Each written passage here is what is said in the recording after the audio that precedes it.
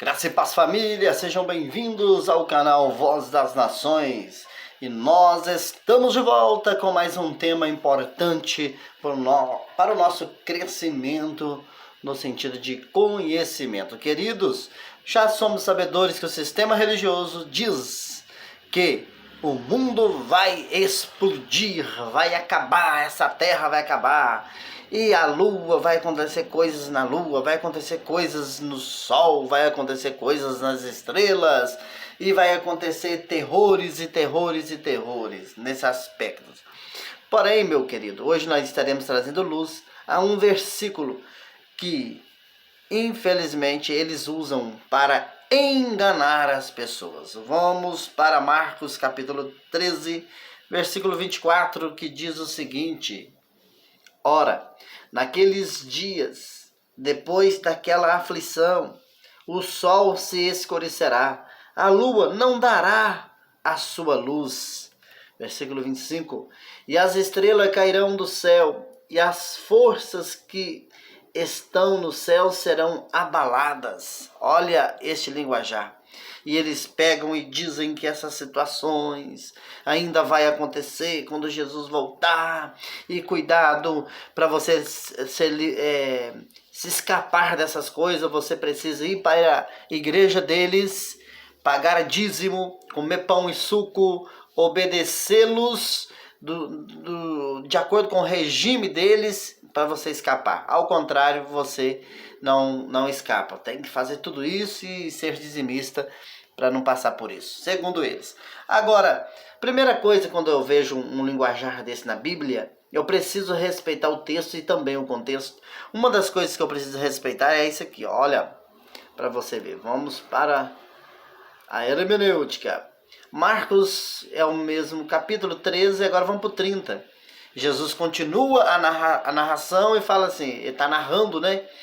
E falando, ele está mostrando, ele continua e fala assim: na verdade vos digo que não passará esta geração sem que todas estas coisas aconteçam.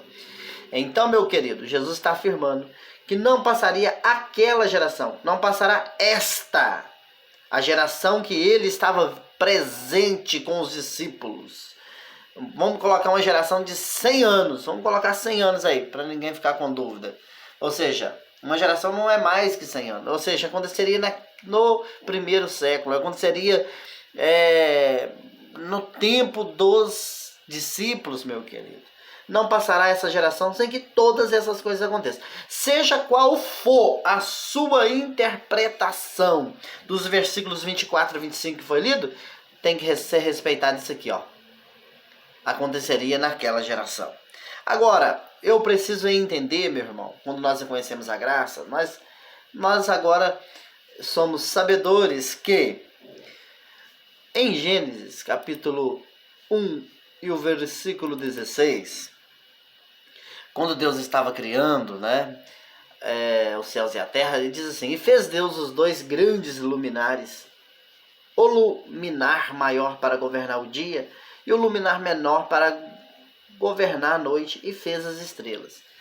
Quando nós deparamos com este versículo, nós vamos continuar na Bíblia e nós vamos entender que o povo bíblico, a partir de então, a partir desse dizer do versículo 16, o povo bíblico pega esses dizeres para ilustrar, para simbolizar, para comparar os governos da terra.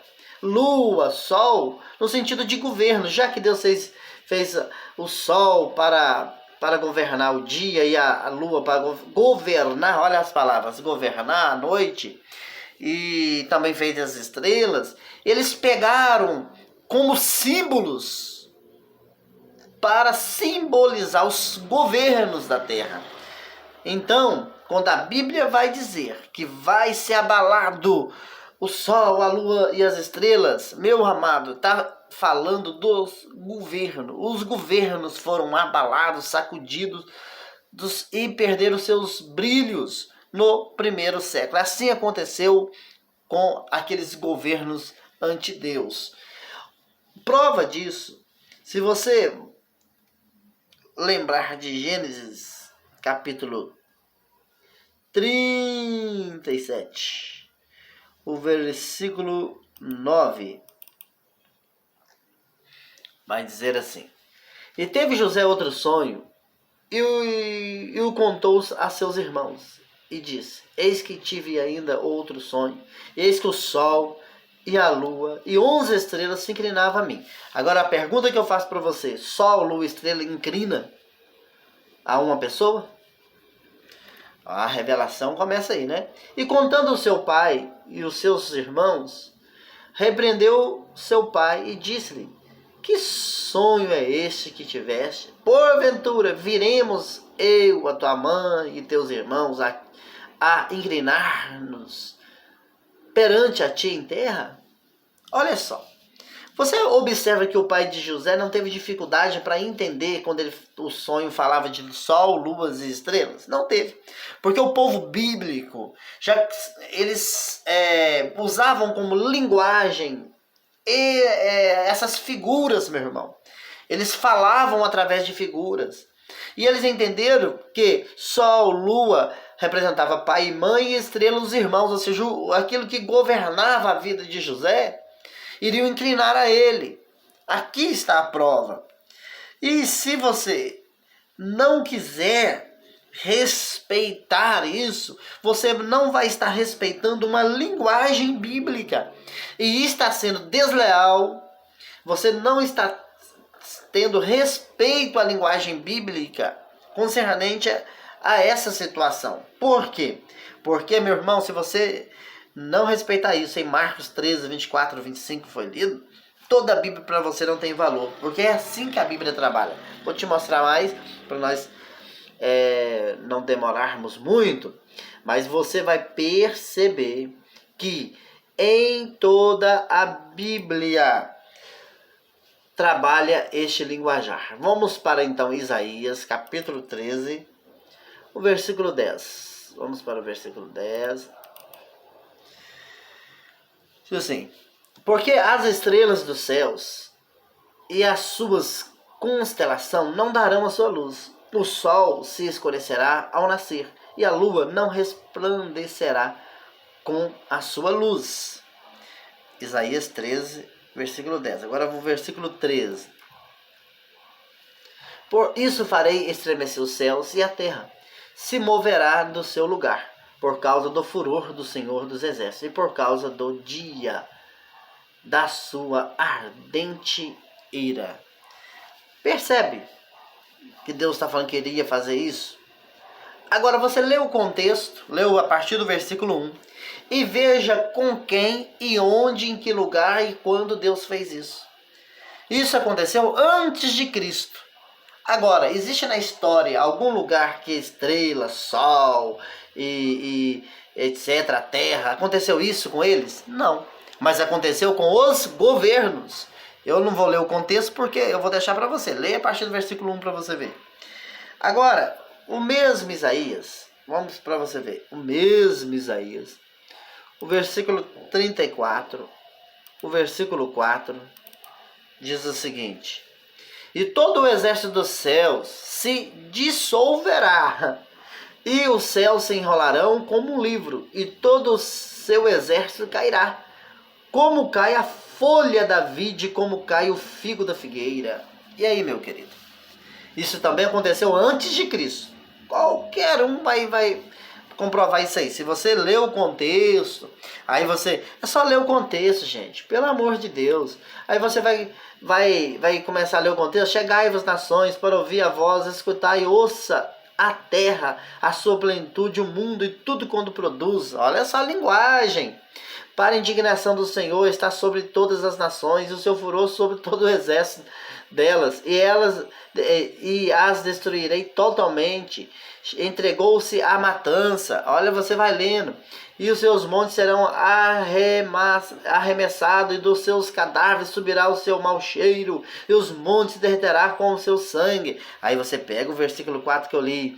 Aí você vai para o versículo 5. Porque a minha espada se embriagou nos céus, eis que sobre Edom descerá, e sobre o povo do meu anátema para exercer juízo. Tá vendo aqui, irmãos? Isso aconteceu sobre Edom. É uma linguagem bíblica que pegou símbolos para falar do juízo de Deus contra aquele povo e aquele governo. Para quê, gente? Para que criar tanta heresia? Mas nós sabemos para quê, né? Bem, nós sabemos que é para aprisionar pessoas e assim vai. Também vamos aqui, já que nós estamos, vamos aqui para Juízes, só para você ver que é um linguajar bíblico. É um linguajar bíblico. Vamos no versículo, cadê ele? 20. Juízes 5:20. Desde os céus pelejaram, até as estrelas, desde os lugares dos seus cursos, pelejam contra Cícera. Olha, irmãos, desde os céus pelejaram, até as estrelas, desde os seus lugares, os seus cursos, pelejaram contra Cícera. Das estrelas, como é que é? As estrelas estão pelejando. Como que é isso? Está falando de pessoas, meu irmão. Está falando de pessoas. Vamos para mais um. Bem conhecido. Essa aqui é bem conhecida. Não existe, obviamente, o sistema religioso não aceita o que está escrito.